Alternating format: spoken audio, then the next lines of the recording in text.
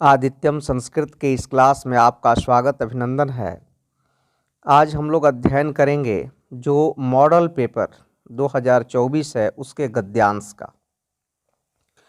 हम लोग पहले जितने भी ऑब्जेक्टिव क्वेश्चंस थे 100 उन सभी ऑब्जेक्टिव क्वेश्चन का हम लोग अध्ययन कर लिए हैं। अब जितना 50 नंबर तो हम लोग अध्ययन कर लिए। अब 50 नंबर जो विषय निष्ठ है, इस विषय निष्ठ में 13 अंक का 2 गद्यांश बनाना होता है हमें।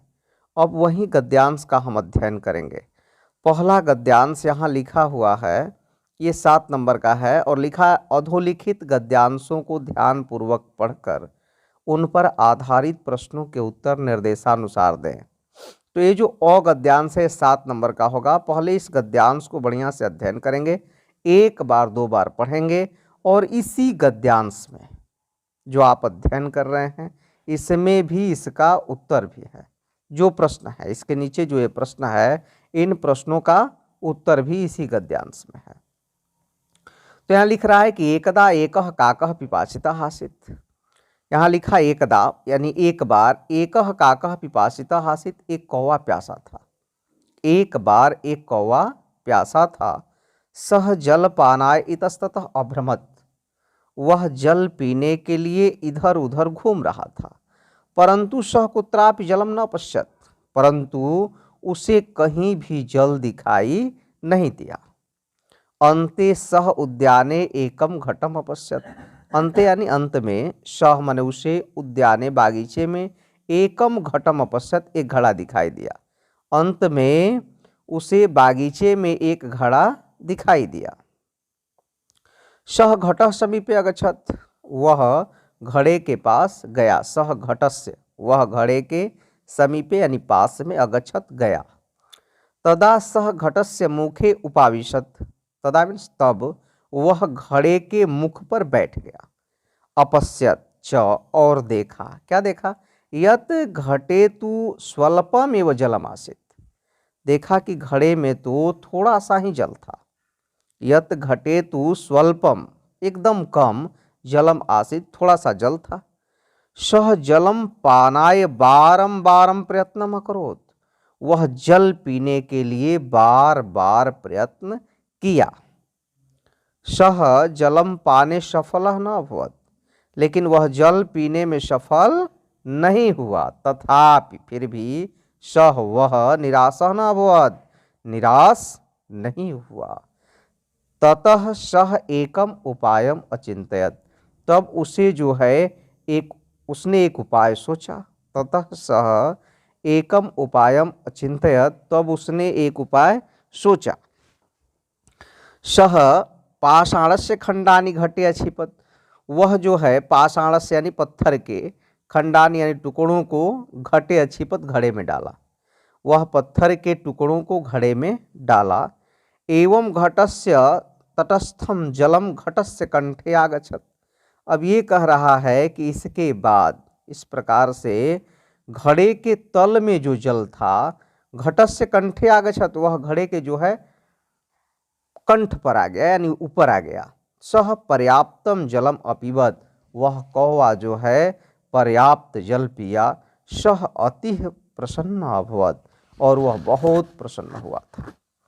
ये बुद्धिमान कौवे पर आधारित जो है ये गद्यांश है। हम लोगों ने अध्ययन कर लिया कि एक बार एक कौवा प्यासा था, वह जल पीने के लिए इधर उधर घूम रहा था, परंतु उसे कहीं भी जल दिखाई नहीं दिया। अंत में वह उद्यान में उसे एक घड़ा दिखाई दिया। वह घड़े के पास गया, तब वह घड़े के मुख पर बैठ गया और देखा कि घड़े में तो थोड़ा सा ही जल था। वह जल पीने के लिए बार बार प्रयत्न किया। सह जलम, लेकिन वह जल पीने में सफल नहीं हुआ। फिर भी वह निराश नहीं हुआ। उसने एक उपाय सोचा।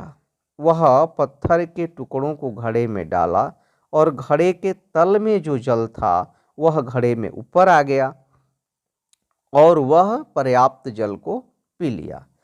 सह अति प्रसन्न अभवत, और वह बहुत प्रसन्न हुआ। अब ध्यान ये देना है कि ये गद्यांश हमारा 7 नंबर का है, जो पहला गद्यांश होगा। और ये कहता है, पहला क्वेश्चन है इसका, एक पदेन उत्तरत, यानी एक शब्द में उत्तर दीजिए, यानी इसका उत्तर कितना में होना चाहिए, मात्र एक शब्द में होना चाहिए। परीक्षा में जैसा आपसे पूछा जाए आपका उत्तर भी वैसा ही होना चाहिए। क प्रश्न है हमारा, पिपासितः कः आसीत्। पिपासितः माने प्यासा, कः माने कौन, आसीत् माने था, यानी प्यासा कौन था। तो अभी स्पष्ट है कि प्यासा कौन था, कौवा था। एकदम ऐसे लिखेंगे जैसे मैंने लिखा। खंडवा आरंभ है आपका विषयनिष्ठ प्रश्न और ये अपठित गद्यांश 13 अंक का है और उत्तर पहले के ओ का, पहला का को है, क का क्या उत्तर हो गया, का कह। ऐसे एकदम एक शब्द में का कह लिख देंगे। फिर कह रहा है कि काकह कस्य मुखे उपाविशत, यानी कौवा किसके मुख पर बैठा, किसके मुख पर बैठा, घटस्य।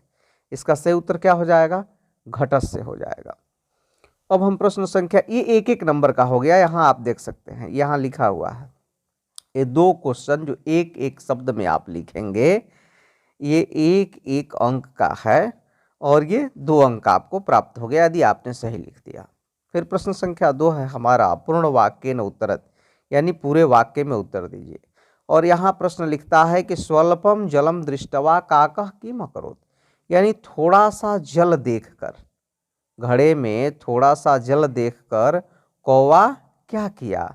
तो आप यहाँ उत्तर लिखेंगे कि स्वल्पम जलम दृष्टवा काकः पाषाणस्य खंडानि जले अक्षिपत। यहाँ लिखा है मैंने ना कि स्वल्पम जलम दृष्टवा काकः पाषाणस्य खंडानि जले अक्षिपत। आपका ये सही उत्तर हो जाएगा। फिर हमारा दूसरा क्या है कि पिपासितः काकः कदा प्रसन्न अभवत्, यानी प्यासा कौवा कब प्रसन्न हुआ।